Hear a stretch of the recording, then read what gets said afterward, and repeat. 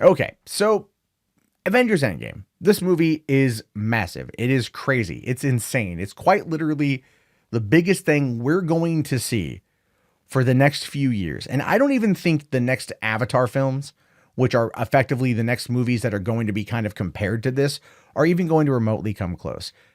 11 years, 22 films, a lot of storytelling, all wrapped up in a nice, neat, emotionally destructive bow at the end of that film. $2.7 billion dollars in 7 weeks is what Disney pulled in with Endgame. It's an insurmountable feat, it feels like. It's something that has never been done in that capacity, but it shows you the longevity of this property. It shows you the absolute loyalty of the people who engage in it. There's a guy who's seen Endgame now 100 times. Why? It's good, but dude, how many times can you sit there and just watch the I am Iron Man and then not want to resort to being an emotional puddle? I don't get it. You are a sadomasochist, sir. Anyway, the movie has done very well financially, but it might have conquered the world, but it hasn't conquered the last thing it needs to conquer, and that's Avatar. James Cameron's 2009 film grossed 2.7 billion, and right now Endgame is about 45 million dollars away from that.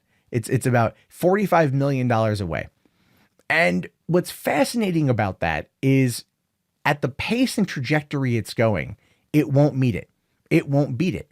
And so as a way to get it up over that edge, as a way to, dethrone Avatar, they are re-releasing Endgame in cinemas with new footage, bonus footage. If you've seen the headlines today, it's bonus footage, new footage, Avengers Endgame, possible extended cut, right? A lot of spin, a lot of media spin. Let's call it what it is. It's a cash grab.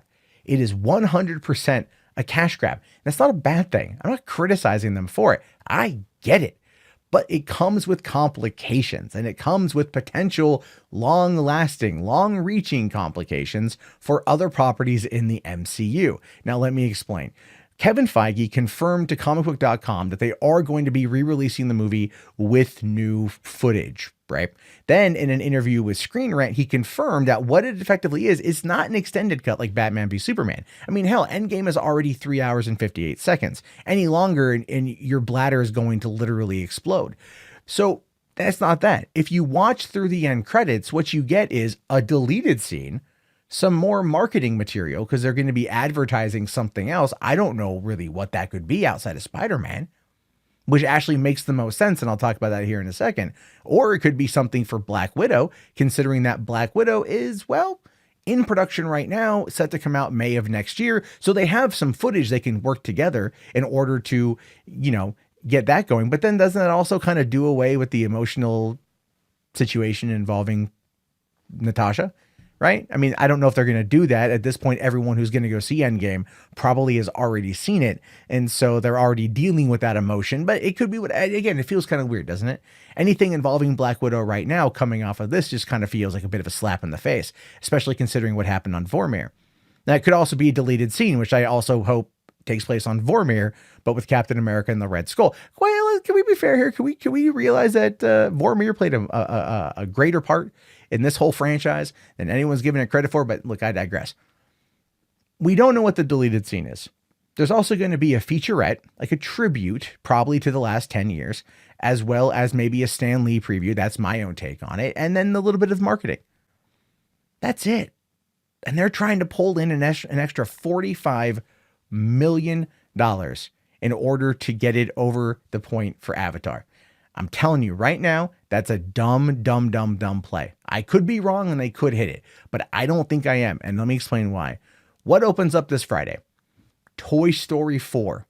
Toy Story 4 is anticipated. It's anticipated, and it's looking to pull in 140 million in its opening weekend. So that means by just standard Hollywood accounting, it's going to have maybe a 65% drop the next weekend, which is still going to be an additional 80 million, 70, $80 million in its second weekend, right? It's still looking to pull in quite a fair amount of cash. Could be 80 to 90 million in its second weekend.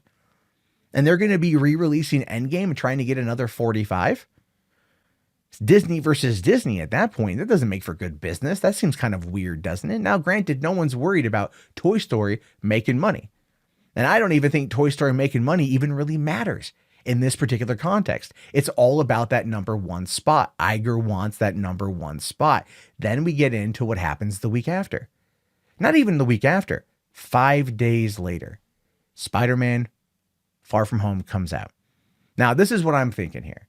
This is where it could go a couple different ways. If there's going to be a marketing tease for Spider-Man at the end of Endgame's re-release, which would make the most amount of sense, it would, makes the most amount of sense. What we're going to be dealing with here is a situation where that $45 million that people are going to spend, if it hits it, could then be used to go towards Spider-Man, taking away from that film's opening weekend box office. It's only a 5-day gap. Only a 5-day gap. Now, there could be, and this is interesting, they could also do it to where they do a double feature, where the double feature is Endgame and then Spider-Man, or Spider-Man Homecoming, Endgame, Spider-Man, or Spider-Man Homecoming, Infinity War, Endgame, Spider-Man. That's all they could do with that. But they probably won't, just due to time. They could do the double feature of Endgame and then Far From Home, therefore giving people that emotional out, which is what I think they're trying to do. I think they're trying to use this effectively to prop up Far From Home, which I'm kind of wondering if they are worried about it not succeeding. Because it just feels weird to me to release the movie a week, not even a week, 5 days before, to release this new version with extra footage only a couple days beforehand. It doesn't make a lot of sense to me. It feels like they are in absolute competition with themselves. Disney's in competition with themselves. That doesn't ever seem right. Now, looking at other films that have come out since Endgame came out, we know that there's been some pretty high profile bombs. Dark Phoenix, Men in Black, Godzilla, movies that are good but failed to find their home during this time of year.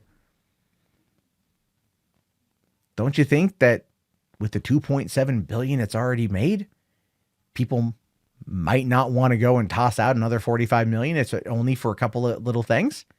That's what it says to me. I don't plan on dropping the extra money to go see Endgame again just for a tribute that will be on the DVD or, and I'm just going to be fair here, leaked to YouTube within the first 12 hours.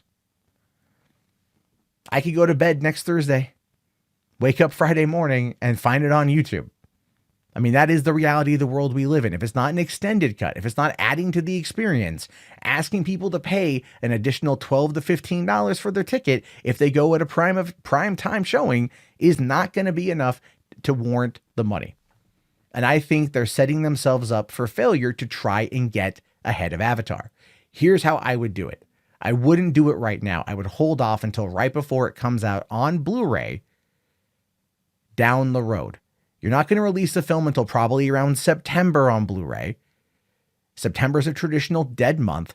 Release the film in theaters the week before it comes out on home video. People can see it again. It's going to be a dead enough time period where that $45 million is going to be a lot easier to get, especially if it's before It Chapter 2. And then you're able to then capitalize on it being a bit of a vacant zone, or do it in the end of August by Labor Day when no one's around. It's not as cramped of a theater. This is the dumbest thing you've ever done, Kevin Feige. And I guarantee you it's not Feige who did it. This is all Iger. This is Iger written all over it. And it's like, dude, now you're just getting greedy because you've been spending money. Oh my God, spending money. I know you want that number one spot. I don't think you're going to hit the 45 million. I just don't. People have been comparing it to Avatar. They did the same thing. They did 40 plus weeks after its release, not 8. Am I wrong? I want you to tell me your thoughts, your feelings on this one. Seriously, I want to hear them. Write them down below. I will talk to you guys later. Have yourself a great day. Please, if you made it this far, type in Endgame in the chat, toss a thumbs up, and if you're new, subscribe, and I hope you enjoyed the rant. Have a good day, guys, and peace out.